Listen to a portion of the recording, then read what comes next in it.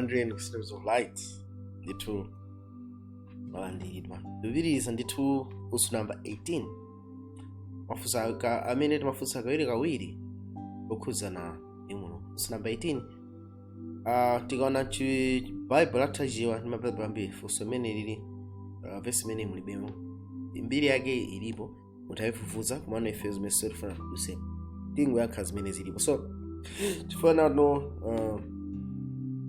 book limene lili 105:7 libemo verse imene Bible mulibemo mena anayilembera chizungu ndiye werenga chizungu kenako zomwe napanga napeza King James version imene iye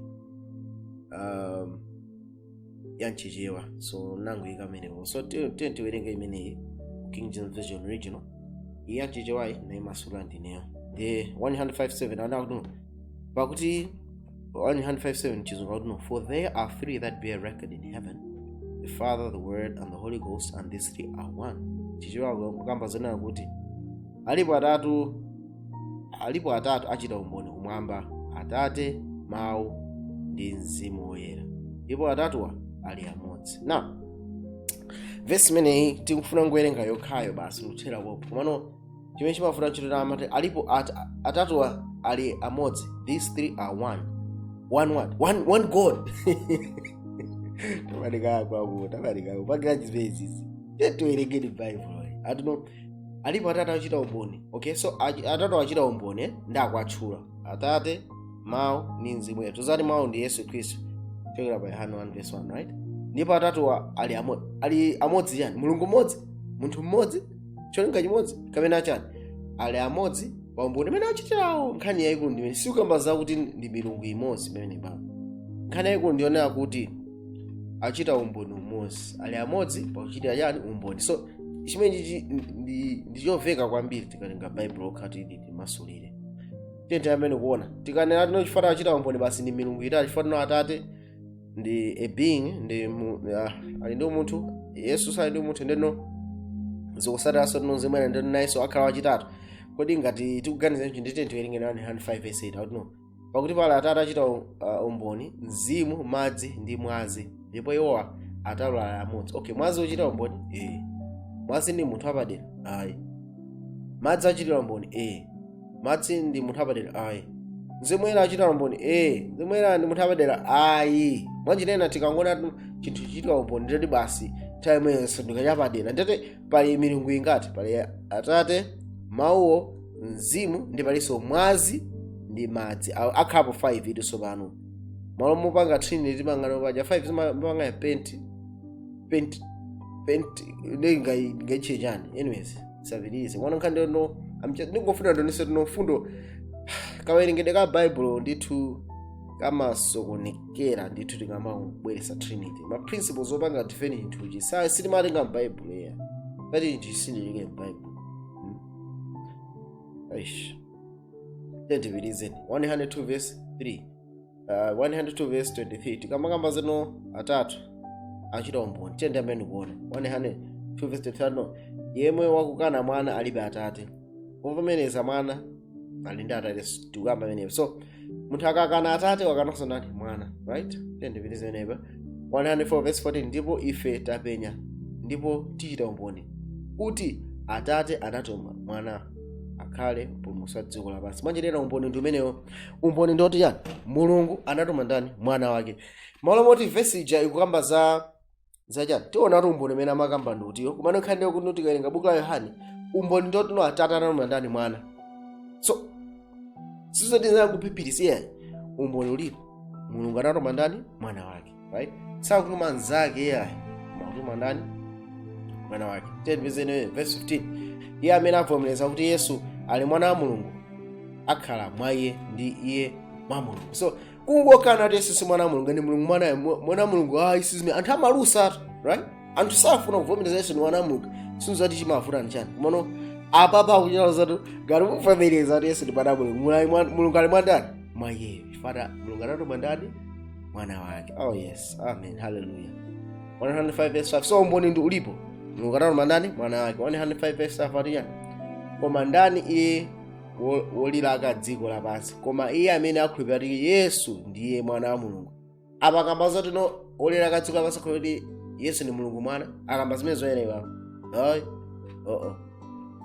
olira akadziko amene akugonjetsa ndi amene akhulupirira kuti Yesu ndi mwana wa ndani wa Mulungu. Oh yes, ndava ukoma mkatimo 105 verse 9 akuti ngati tilandira umboni wa anthu, umboni wa Mulungu uposa, chifukwa umboni wa Mulungu ndi uwu kuti anachita umboni za mwana wake. So umboni umene Atate akuchita ndi umodzi. Akuchita umboni za ndani? Za utatu wa Mulungu? Ayi, akuchita umboni za ndani? Za mwana wake. So tikuona umboni wa Atate kuti Atate anamwa ndani? Mwana wake. Umboni umene ndikhulupirira ndi ukwanira. 105:10 ati iye amene amakhulupirira kuti iye amene amakhulupirira mwana wa Mulungu ayina umboni mwa iye. Iye osakhulupirira Mulungu amuyesa yonama chifukwa sakhulupirira umboni wa Mulungu anauchita wa mwana wake. So akulaku tikamakana kuti Yesu ndi mwana wa Mulungu kuti tuchita chani? Tikuntenga Mulungu amanama pa ubale pa Mulungu anangonama basi pena japo pa phiri lijaso pate Marko chapter 9 amanama. Mulungu ndonama basi. Mulungu amanama kumanena kwa amene sali mwana wake kuti ndi mwana wanga wokondedwa. Mulungu amanama. Mati khulupirira umboni umeneyo kuti Yesu ni mwana wa ndani? Wa Mulungu. Tione umboni umeneyo Mateyu 3:17 ndipo nani mwaochokera kumiyamba akuti uyu ndiye mwana wanga wokondedwa, mwa iye ndikondwera. Amen. So umboni nduti umenewu utenga ndeuti umenewu abale bevani ndi chimwemwe kwambiri kadi ndimangondepesa tsemwe kadi mangomva kuti ukoma kwambiri umboni ndiye utiwo umenewu asa akuti ukumwamba unatseguka kenako uyu ndiye mwananga mwaye nditani ndikondera. Kodi tikhulupirira umboniwu kapena timwetenga Atate waboza? Atate amanama amene papa kapena tikhulupirira umboni umenewu? Ine ndikusanga kukhulupirira umboni umenewu. Awo umboni okha ndikukhulupirira. Amen. Machitidwe chapter 26 verse taona umboni wa Atate swaboza ya samakamba nthabwala. Ndiyete ntioneni kuti umboni wa mawu, umboni wa Yesu Khristu ndi otani. Tiye ndioneni papa umboni wa Yesu ndi otani. Tiye Mateyu 26 pamene si machitidwe ni Mateyu 26 verse 3-5 ukwamba za Yesu Khristu pamene anali ku bwalo la milandu pamene Ayuda amamuweruza. Naona koma Yesu anangokhala chete ndipo mkulu wa ansembe ananena kwa iye, ndikulumbiritsa iwe pa Mulungu wamoyo kuti utiuze ife ngati iwe ndiwe Khristu mwana wa Mulungu. Tiye tionene pakuti chani Yesu anati kwa iye, mwatero. Yesu uli mwatero. Yesu chidesa amankhala chete pe simakuza abwere uya zanamize ngoyang'ana pe ngoyang'ana ora koma akangubweresa nkhani imeneyi kuti utiuze iwe ndiwe mwana wa Mulungu. Yesu akuti chani? Yesu kuchita mwana tuno akuzuka akuyang'anisisa no mwatero. Yesu saukhaso chete yayi mena amabwesa mafusa ena alosaji. He was unfazed, unchanged. He was just silent.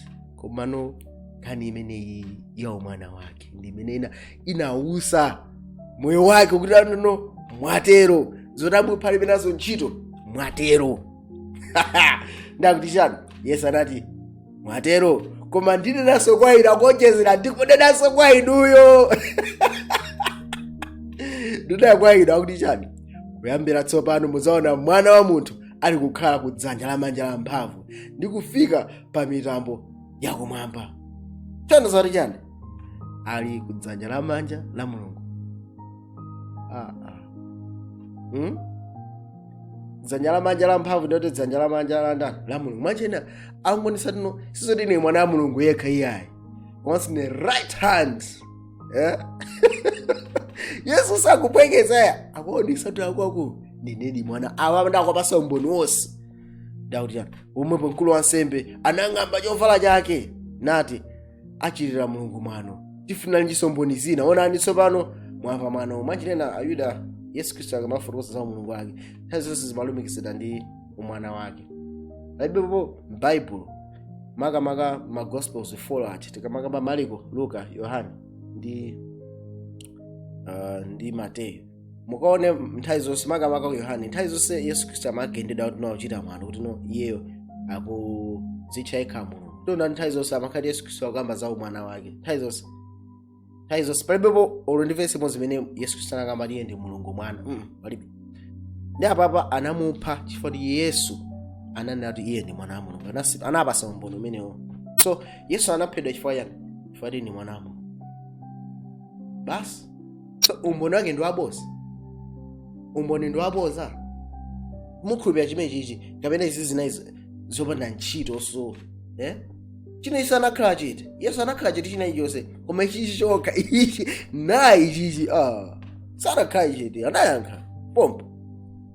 Ndikuphedwa. So sinkhani yopanda pake, nkhani yofunika kwambiri, nkhani yachipulumutso, nkhani yofunika kwambiri. Yohane 10:36 kodi inu munena za iye amene Atate anampatula namtuma ku dziko kuchita mwano chifukwa ndinati ndine mwana wa Mulungu. So nthawi anthu amamusaka Yesu, anthu onse amakhulupirira kuti Mulungu ndi Atate wathu. Koma mmene amafotokoza Yesu amafotokoza manjira ena onesa kuti akhanga lino ngodi ndi abambo ake ngati amafotokoza motero ndi anthu amafuna kumupha nthawi zonse.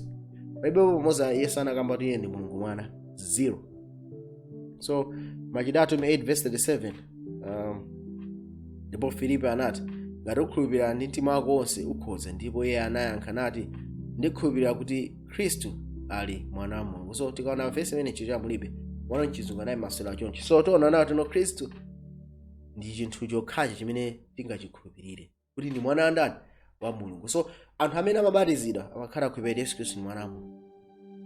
So mbono umenewo ndiona Machitidwe 9:20 akuti chani, ndipo pomwepo msinagoge analalika Yesu kuti iye ndi mwana wa Mulungu. Uthenga wa Paulo nayo kuti Yesu ndi mwana wa ndani wa Mulungu. Zoti Yesu ndi Mulungu mwana. Paulo anamenanso Paulo amalaka kuti Yesu ndi mwana wa ndani wa Mulungu. Izi zimene Yesu anamuonekera anamphunzitsa. Ndiye tikaona uthenga wake Agalileya 1 akuti palibe munthu anandiphunzitsa palibe. Nanda izi zimavumbuluso. Chimozimozi zimene Daniel ndi Yohana ananda mavumbuluso awo Aulos. Paulo anaphunzitsa ndi Yesu kuzera kunjira yomweyo uthenga wabwino. 1 Yohane 2:22-23 ati wabodza ndani koma iye wokanayo kuti Yesu sali Khristu. Iye ndiye wokana Khristu amene akana Atate ndi Mwana. Yesu wokana Mwana alibe Atate. Wovomereza Mwana ali ndi Atate. Yesu manjirena tikukana umboni wa Atate, tikukana umboni wa Yesu Khristu, right? Komanso popitira amene kutukana tuno Atate sali Atate, Mwana sali Mwana, anangopangana kumwambapo, right? Pemo ndithu tukana umboni. Pemo ndithu ndifa abodza. Manjirena Satana amene ali tatu abodza ananama kumwamba nkhani yake iti. Nkhani imene inavuta kumwamba ndi Yesu. Roma 8:14-16 akuti pakuti onse amene asakuzidwa ndi mzimu nawo taona umboni wa Atate, taona umboni wa Atate, nono umboni wa mzimu wera. Tione menepo. Pakuti onse amene asakuzidwa ndi mzimu wa Mulungu amenewo ali ana a Mulungu. Pakuti inu simunalandire mzimu wa mantha. Simunalandire mzimu wa ukapolo kuchititsa mantha, koma munalandira mzimu wa umwana umene tifula nawo kuti Aba Atate. Mzimu yekha tifula Aba Atate. Undatatu mzimu yekha achita umboni pamodzi ndi mzimu wathu kuti tili ana a Mulungu. Mwachirena mzimu wathu uchita umboni ndi mzimu wathu. Mzimu wathu ndi munthu wapadera. Mzimu wa Mulungu akanso munthu wapadera. Ayi. So mzimu wa Mulungu uchita umboni ndi mzimu wathu.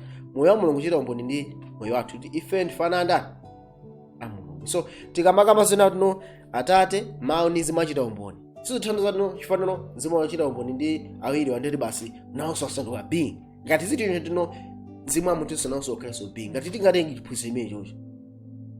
Awa ndeti tikuononga state of the dead. Ndeti kaona amene anayambisa state of the dead. Tiafusa amenewo kuti amakhulupirira zimene zifanye. Fa amakhulupirira ndithu state of the dead. Iwo atifotokoza nawo kuti ziphunzitso zonse zimene iwo anakutulusa zabodza zimachokera ku munthu wa Trinity. Mupeze series imene tinapanga kanyanga kang'ono ndi utatu wa Mulungu. Tinaona kuti Trinity inachokera kuti tinaona zimenezo koma tisakhazikitse pamenepo. So 105:7 ili clean ikuti chani, pakuti pali atatu achita umboni kumwamba, Atate, Mawu ndi Mzimu Woyera, ndipo atatuwa ali mmodzi kuchita chani? Kuchita umboni oti chani? Yesu ndi mwana wa Mulungu. Umboni ndi umenewo basi. pa ubatizo zinachitika chani zimwera unatsika pa Yesu Khristu kunchitira umboni kuti ndi mwana wa Mulungu amene mawu anaveka, right? Ndi Atate amene anayankhula chinthu chimene chitino uyu ndi mwana wanga wokondedwa. So Yohane 1:33-34 akutuza funano ndipo ndinadziwa iye koma onditumayo ati ndipo sindinadziwa iye koma onditumayo ubatiza ndi madzi, iyeyo ananena ndi ine amene udzaona mzimu atsikira nakhala pa iye, yemweyo ndiye waubatiza ndi mzimu woyera. Ndipo ndaona ine ndipo ndachita umboni kuti mwana wa Mulungu ndi yemweyo. So Yohane umboni amene amachita kuti mwana wa Mulungu ndi Yesu. Mulungu anamuwuza kuti ukaona mzimu woyera akusika pa iye, mzimu wa ndani? Wa Mulungu. Taona kale zimenezi pamene timaona msuso umene wa Mateyu 3:16 mzimu woyera ndi mzimu wa Mulungu. So mzimu woyera utatsika pa Yesu unayinso umboni umenewo. Tipitizeni 1 Yohane 5:10-12 tipitizeni fundo kodi context ya 1 John 5:7 ndi yani 1 Yohane 5:10-12 yani iye amene amakhulupirira kuti mwana wa Mulungu ali nawo, okay, iye amene amakhulupirira mwana wa Mulungu ali nawo umboni mwa iye.